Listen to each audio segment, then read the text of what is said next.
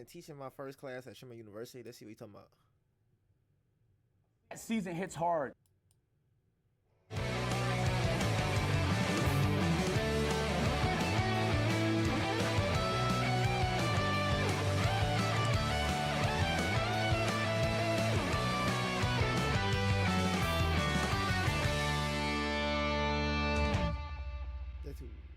Come on in, man. Come on in. Thank you for making it. Thank you for making it. Professor Agent. Professor Agent. So sorry. Professor Agent. Nice to meet you. It's Professor Agent. Nice to meet you. Yep. Oh wow. Yep. It's gonna be packed. Oh yeah. Nice. I walked up the stairs. Oh, the elevator works too. Nice to see you guys again. Thank you. Professor Agent. How do you expect to see this? You're right. You're right. Yeah. You're serious about learning, right? Yes. Okay, that's what I want to hear. I'm ready to learn. Cause you're not bullshit. No, I'm not bullshit.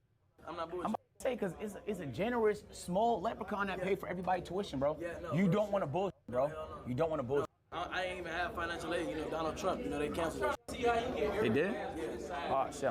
Damn.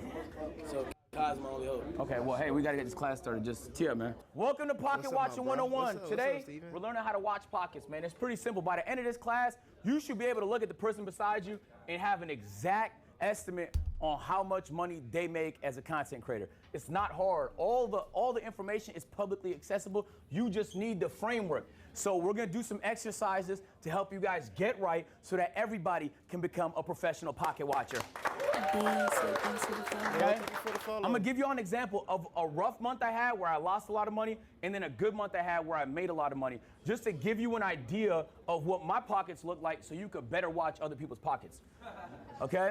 Only reason I'm really showing this is because, like, as you make more money, there's some people that actually just pocket the difference, but I'm a content creator. I've been a content creator since I was 12. I like to be able to do cool shit. So you don't get a chance to do that unless you start generating real revenue. In the months where I generate more revenue, I do cooler shit.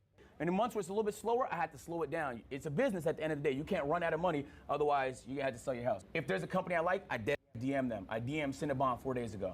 I DM Popeyes last month. I did a deal with them last week. So I just reach out. So this was a rough month for me, January, in terms of revenue. Chat, you know this. We had the weight loss marathon this month. It was expensive, bro. The house rental alone was $80,000. It was another $80,000 on top of the rest of the expenses just for that marathon. I had to lose 25 pounds in 10 days. I gained all the weight back. But it was great content, though. It was fantastic content, and that's all that mattered. And there was the rest of the expenses during the month. The different segments that you do. Anytime you need to rent something, buy something, move something, transport something, flights you're booking for people, the team that you have, the payroll. It's a business, bro, so there's gonna be a lot of expenses, and it tallied up to $350,000, my nigga. It's a lot, bro. Was any of that a write-off? All of it is write-off. Every business expense is write-off. This whole thing, yeah. My personal expense is not in this because that would be personal revenue split. It's okay to spend money on idea, even if you think it's not gonna make money. The reason why this was such a loser for us in terms of profit was because January has notoriously bad ads. And we didn't anticipate it was gonna be that bad. If we do this in December, the weight loss marathon would have been very profitable. Companies don't pay for a lot of ads in the quarter 1. January, February, March. So what you wanna do is, so it's like you're still gonna make content. You're not gonna not make content in those months, but I didn't realize how big of a difference it was gonna be. And at the time, I think some niggas pull ads from Twitch. It was just a bad time for ads. And so I lost maybe like $100,000 on that. And I wasn't able to make the money back in the rest of the month, which is okay because I was happy with the content though. That's what I'm saying. That's the whole point of today's lesson is like, yo, it's cool to lose money as long as you're happy with the content, because there's gonna be other ideas you have that make money that's not that high lift, that's not that high production. This is what the revenue looked like for January on Twitch. You could tell it's a marathon because I had 300-hour stream. I really want y'all to focus in on this though. This is why I'm saying ads are really underrated. Do you see this purple section here? Those are ads. If I remove the ads, my budget is eviscerated. So I'm saying it's underrated because it's the main way I get to do cool stuff. It also helps convert subscribers because niggas want to subscribe if there's lots of ads, but I wouldn't recommend that because the main priority for small streamers is discovery. As you grow, I would recommend it more and more. But I really, truly believe it, bro. Like without ads, and you can see this split here, I pulled it up on purpose. Like on an average day in January, this is a marathon, so I was live the whole day. Keep in mind, there's ads playing the entire day, $4,000. And that's a bad day. Because if this was done in December, that's gonna be $20,000, $25,000. in the months where you are buying more, advertisers are spending more. Black Fridays, Thanksgivings, Christmases, that season hits hard. Summertime, people going on vacation. So this was Twitch, and this is what YouTube looked like in a little bit more of an optimized month. And keep in mind, like, these are just clips from the stream, bro. So if we take a look, also I nailed it on brand deals. We had a lot of mega brand deals that month.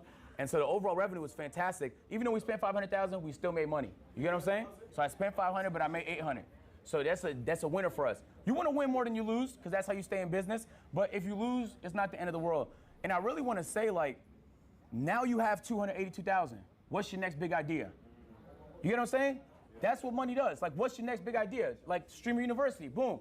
Like, you guys all, I imagine, are creatives. Like, you have good ideas in your notes, in your textbooks, in your phone. Like, that's what helps make it happen. But it's not, but I also don't think you spend 100% of it on that, though. That's why Webull is sponsoring this right here. Because you should also invest it. Whatever avenue you choose to do it in. It could be real estate, it could be investing in stocks, it could be in whatever you feel comfortable in. Get informed. If you need a great trading platform, Webull is your platform. So this is the pocket watching cheat sheet. I'm about to hand it out to y'all, okay? This is gonna give you a nice average. What I want. Hold up. Million YouTube, average monthly views, prank gun, 3,000. 100 hours live, 15. 1,000 concurrent views, no ads, 100 hours live, low end. Want y'all to take from this is I'm giving you a few instances of what you can get on the lower end of brand deals, higher end of brand deals. Lower end of ads, higher end of ads. Lower end of monthly views on YouTube, higher end of monthly views on YouTube. The reason why I'm giving a range is because if you're in tech and finance on YouTube, you're at the peak. You get hella bread. You might make $15,000 from 1 million views. If you do pranks and IRLs, the chances are you're probably in the mid-range, 3,000 to 5,000. It's a huge behemoth of a difference. There's no way to just snipe it. You just have to account for the variables. Damn, I haven't looked at chat all stream. I could be getting cooked. Am I getting cooked? Don't let HMR. I don't know. I never know what this is. Don't let HMR CC this. Oh, what chat saying? Yeah. They're just freaking out at how much money you made and how much money you spent. I know. I tell y'all niggas think I'm Mr. Beast, but I did try and put as much back into it as I can. Every once in a while, I get myself fried, you know? But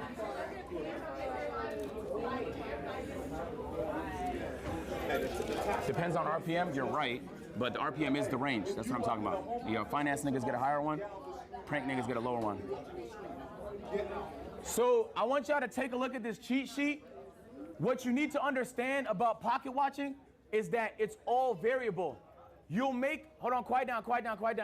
You'll make more money in September than you will in February. It's true. So that has to be accounted. Maybe you had a peak month. You can't say a nigga makes that every month. Maybe you had a bad month. You can't say a nigga makes that every month. It's impossible. So you have to account for all the variables. There's a lot. What ad rate they run, right? Even the length of their YouTube videos, because you could fit more ads in a longer YouTube video. That's why a lot of people run them VOD channels, because it's an 8-hour video, bro. You could span that bitch with ads. Like, there's so many variables that this should give you a baseline. If you see a nigga with 2,000 live viewers, and you looking at his streaming, like he's probably running about half ads, you can calculate them, watch for hours, see how much ads he's running. You can find out exactly how much that nigga makes. All right, man, now it's y'all turn to try, right? Let's give it a shot before I do it myself. Get in groups of 2, pocket watch. So all of that to say, it's just a formula. You have the cheat sheet. Just pace it. If there's a getting 2,000 concurrent viewers, the metric is there for 1,000. Scale it up. Do a little bit of quick math, man.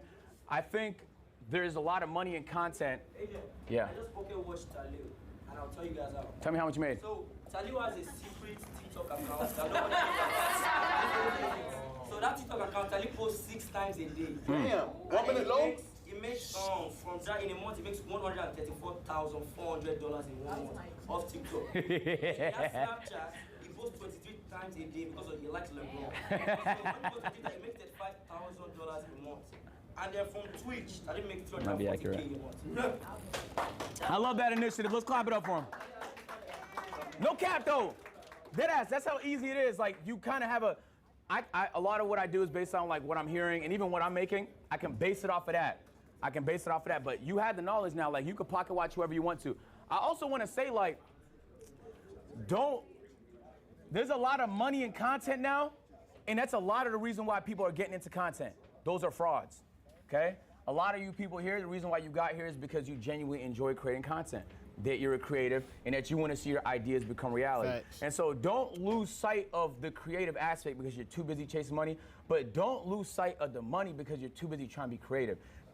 At the end of the day, it's hand in hand. Your ability to do both is your ability to operate and execute. Most dudes, before we head out, first thing you gotta do is bet on yourself. If you're afraid to do the idea because you think it might backfire, you don't believe in yourself. That doesn't mean take dumb risks, all right? Some of my risks, as I showed you, did not pay off financially, but it paid off for me, it fulfilled me as a content creator. So once you start to generate more, work with that. Work with that. That's your operating budget. Now you have an opportunity to cook a little bit more. Help grow your stream. I think consistency is important. In my third class on Sunday, I'm gonna get more into strategy on how to grow as a streamer and stuff I learned and stuff like that. And I also want it to be cooperative. Like if there's things other people learn, we're gonna share it as a class so we all learn. But for today, I'm really just focused on the pocket watching aspect. Bet on yourself, bro. If you don't believe in yourself, who the f will? Hey, the purpose of this talk was I kind of wanted it to be funny, like packaging-wise, pocket watching. But I hope you at least learned like one thing that can help you make a little bit more money, bro. Deadass, I hope you did. Appreciate y'all, man.